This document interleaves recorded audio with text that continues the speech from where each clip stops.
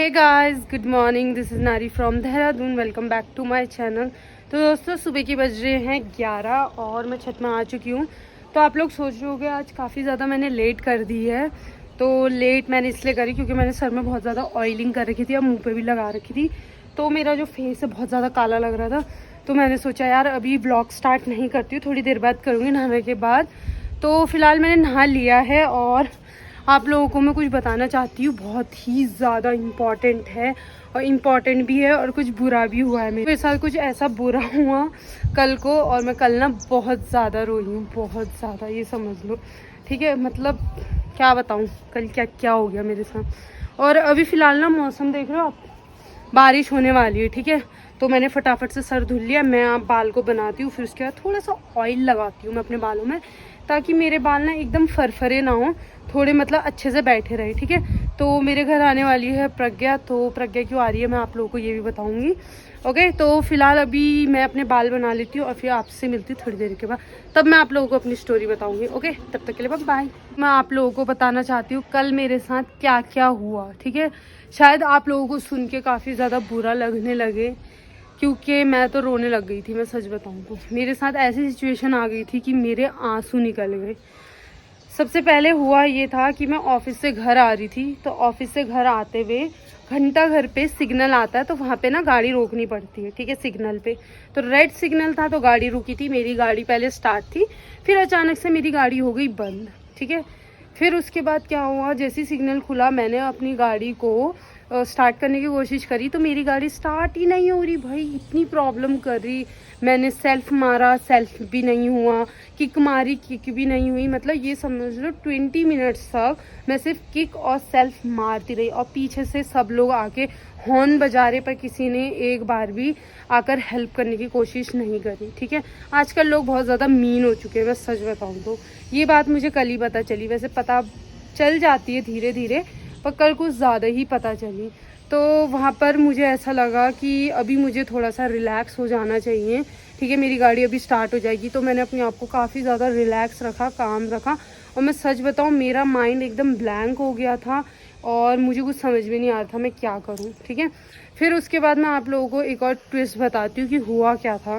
Twist ये है कि मेरा फ़ोन हो गया था स्विच ऑफ। ठीक है, मतलब ये समझ लो जैसे मेरे ऊपर जैसे कोई सीरियल बन रहा है। ठीक है, जैसे सीरियल्स में नहीं होता, फ़ोन भी बंद हो गया, गाड़ी भी ख़राब हो गई, तो आप प्रॉब्लम आने वाली है। और बारिश भी हो रही थी। ठीक है, तो बारिश की वजह से क्या होता है कि पानी इकट्ठा होने लगता है। ठीक है, और कीचड़ भी जमा होने लगता है। तो जैसे ही मैंने अपनी गाड़ी को जिस पोर्शन पे थी वो राइट हैंड साइड पे, मैं लेफ्ट हैंड साइड पे अपनी गाड़ी लेकर आई, तो वहाँ कीचड़ में एक आंटी ने मेरी गाड़ी को धक्का देके वहाँ डाल दिया। बड़ी मुश्किल से मैंने अपनी गाड़ी को निकाला और मेरे जो पूरे स्लीपर्स थे, फ्लैट्स थे, वो कीचड़ में सन गए थे। और आप लोग देख रहे होंगे, मैं आप लोगों को दिखाती हूँ कि मैंने कल कौन सा कुर्ता पहना था, तो वो भी ना पूरी तरीके से कीचड़ में हो गया था। ठीक है, तो आज मैंने उसे धुलने डाल दिया। तो ये है वो, कल मैं ये पहन के गई थी, पूरा मतलब कीचड़ से वो हो गया था और गीला हो गया था नीचे से। फ्लैट्स जो है वो भी पूरी कीचड़ में आ गई थी, मतलब गंदी हो गई थी पूरी तरीके से। देन उसके बाद एक लड़का आया, उसने बोला क्या हुआ। मैंने कहा मेरी गाड़ी स्टार्ट नहीं हो रही, और ना मैं इतने में रोने लग गई।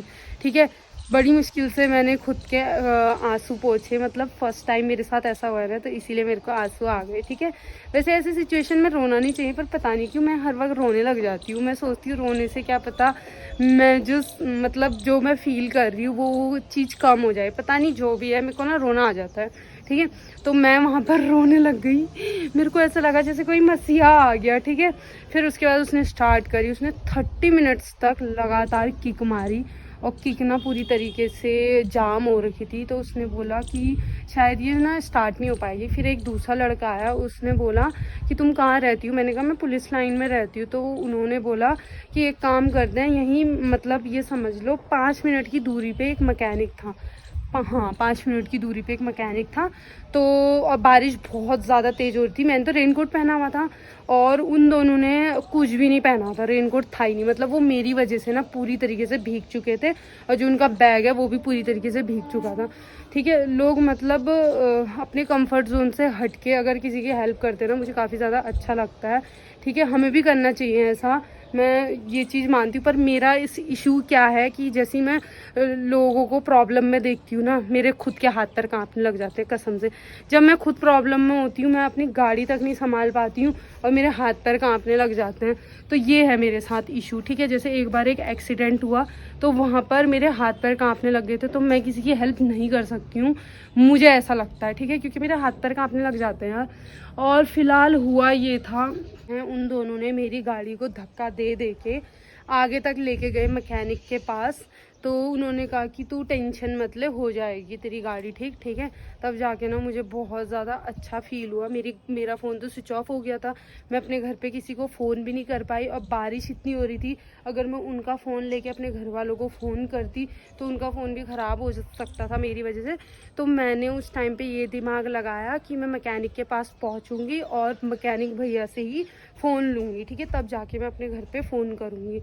तो जैसे ही हम मैकेनिक के पास पहुँचे तो मैंने उन्हें अपनी पूरी प्रॉब्लम्स वगैरह बताई। दैन उसके बाद उन्होंने मेरी गाड़ी ठीक करनी शुरू कर दी और मेरे को तब जाके ना सांस में सांस आई। तो मैंने उन भैया को थैंक यू बोला, दोनों को ही, ठीक है। बाकी और मैं उनके लिए कुछ तो कर नहीं सकती थी, पर मैंने उन्हें थैंक यू बोला। और उन्होंने बोला कि कोई बात नहीं, हम ना यहाँ पे रुक जाते हैं जब तक तुम घर नहीं जाओगी। मैंने कहा नहीं, मैं यहाँ से ना घर चली जाऊँगी, अब तो घर एकदम पास में ही है और क्या कहते हैं गाड़ी भी सही हो जाएगी। अगर गाड़ी सही नहीं होगी, मैंने कहा मैं अपने घर से किसी को बुला लूँगी इनके ही फ़ोन यूज़ करके।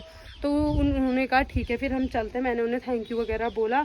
तो फिर उसके बाद मैंने भैया को बोला, भैया थोड़ा सा ना गाड़ी जल्दी ठीक कर देना।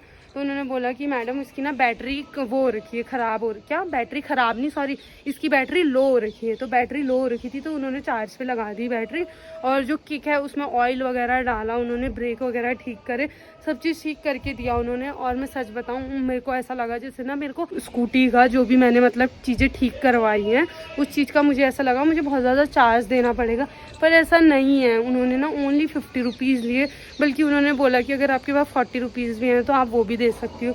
तो मैंने कहा नहीं मेरे पास है 50 रुपीज़। और मुझे ना कल काफ़ी ज़्यादा अच्छा लगा, बस ये 2 चीज़ों की वजह से बहुत ज़्यादा अच्छा लगा, बाकी तो मैं रोने लग गई थी, ठीक है। तो बहुत अजीब सी सिचुएशन थी कल मेरे लिए, ठीक है। तो मैंने सोचा था आप लोगों से ये सब चीज़ें शेयर करूँगी।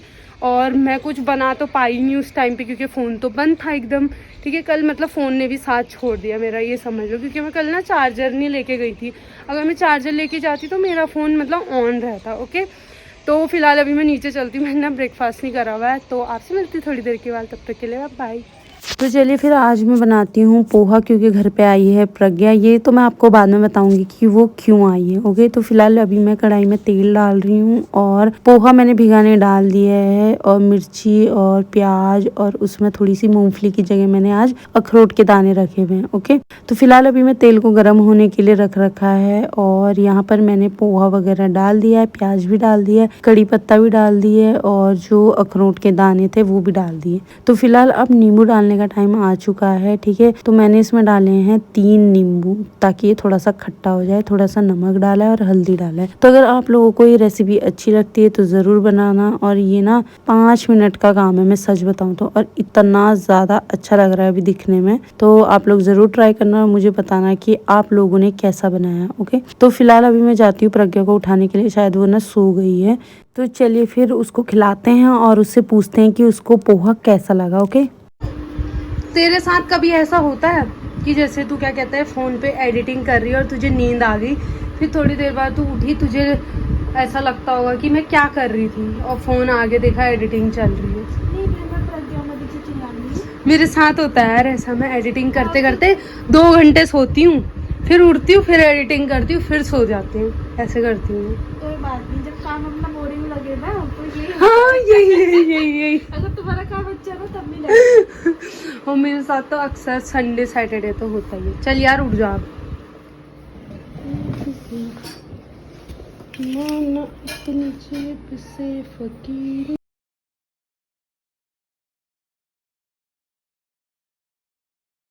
कैसा हो रहा? ओ पागल, कैसा हो रहा? तू तो ऐसे खा रही बिल्कुल जबरदस्ती, जैसे हमने बिठाया है तुझे।